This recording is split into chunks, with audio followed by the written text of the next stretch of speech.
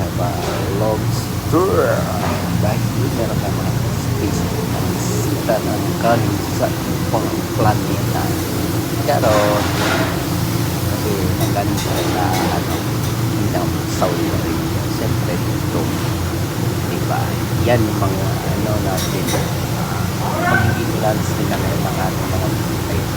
At ito na nga ang aming setup. Ayan, ito yung pinaka setup ng Saudi Arabian style. Danyan yung mga sahan. So ang team namin ngayon is seafood. So andyan yung krema.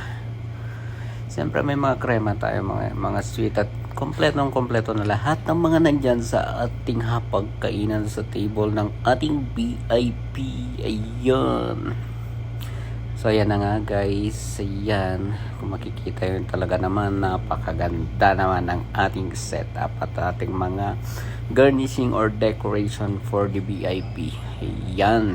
So kung makikita nyo guys, is talaga namang napaka-effortless ang aming team dahil sa napakagandang aming pagkaayos ng aming VIP launch ngayon. So eto siya.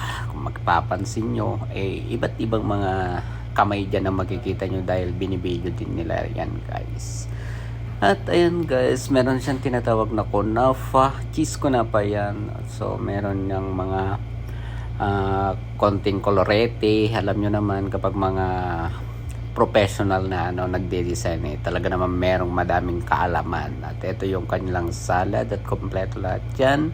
So hindi ko na kailangan ng enumerate kung ano yung mga salad na yan. Siyempre meron tayong mga sweets, nandyan yung mga krema, kunafa at mga iba't iba pa.